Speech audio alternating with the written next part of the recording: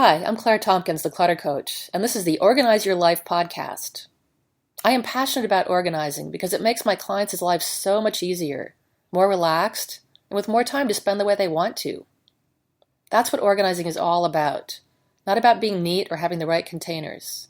It's about getting more time for what matters to you. My specialty is chunking down this big topic so it's not overwhelming. That's the concept behind my book, 5 Minutes to a Relaxing Bedroom. And that's the concept for this podcast, too, which is based on my first book, 52 Simple Ways to Get Organized. Both books are available on my website and on Amazon. I work with clients in person in the Berkeley, California area and via email and Skype, so you don't have to be local to work with me. With my help, your home will become a place you love and welcome guests into. Your office will be a place for being energized and productive. Visit the Hire tab on my website or email me at claire@cluttercoach.net.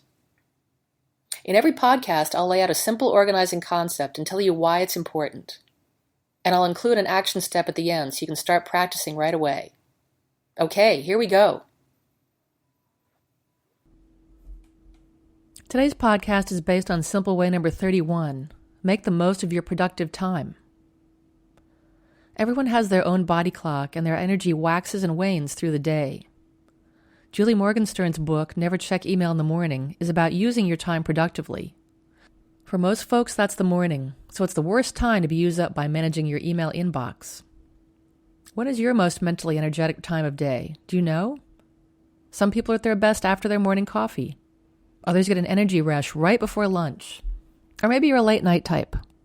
Remember, don't waste that valuable time doing rote tasks. Save it for the most taxing or thought-intensive work that you do. I know it can feel great to quickly dash off a string of routine emails or get your filing done in record time, because who likes to file? But if you find yourself slogging through research for a report later in the day, you would have been better off using your high-energy time for that task. There's kind of a bias toward morning people, but you need to be true to yourself if you're an afternoon type or a night owl. That's a much better strategy than downing extra cups of coffee in order to fit in with the morning crowd. Maximize your productive time by taking breaks, stretching, and varying your work. Breaks are productive. If you're under a deadline, you may feel compelled to keep your butt in that chair till you're done. If you're on a roll, go ahead and do that. But if you feel like you're pushing a boulder up a hill, take a break. Give your mind a rest, your body some movement, and your eyes something else to look at, even if you only walk up and down the hall. Stretching is also very productive. As with walking, it increases blood flow, and that sends more oxygen to the brain and refreshes it. If you're desk-bound, stretching will relieve tension and stiffness too. In particular, bending backwards is very energizing. Varying your work will relieve mental tiredness. For example, if you've been doing research, switch to writing or outlining your work. If you've been writing, get on the phone and talk to someone. Combine those strategies by taking your work to a conference room. You get to get up and move and also change your environment, and those both add a little recharge. Here's an unexpected way to make use of that late afternoon sluggish time, or whenever yours occurs, from the Wall Street Journal. Surprisingly, fatigue may boost creative powers. For most adults, problems that require open-ended thinking are often best tackled in the evening when they are tired, according to a 2011 study in the journal Thinking and Reasoning. When 428 students were asked to solve a series of 2 types of problems, requiring either analytical or novel thinking, their performance on the second type of task was best at non-peak times of the day when they were tired, according to the study.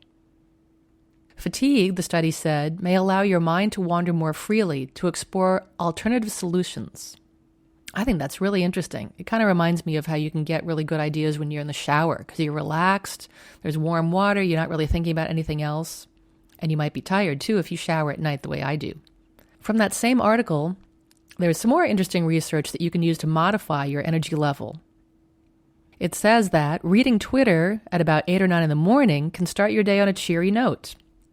That's when users are most likely to tweet upbeat, enthusiastic messages, and least likely to send downbeat tweets steeped in fear, distress, anger, or guilt. That's according to a study of 509 million tweets sent over 2 years by 2.4 million Twitter users, published last year in Science. One likely factor? Sleep is refreshing, and that leaves people alert and enthusiastic.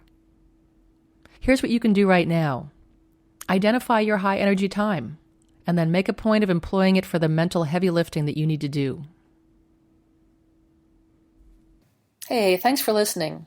I'm Claire Tompkins, the Clutter Coach. If you like the show, I'd love it if you'd leave a rating and review in iTunes. You can subscribe, too, so the podcast will be ready and waiting for you to listen to. The show is available on SoundCloud and Stitcher as well. You'll find the show notes on my blog at www.cluttercoach.net, and you can check out my store to find books I've written and books and products I recommend, and some freebies, too. I work with folks in their homes and offices to bust clutter and get them organized so they can stay that way easily. Get in touch and find out how I can help you. I'm in Berkeley, California, and you can reach me at claire@cluttercoach.net. Come back for more next week.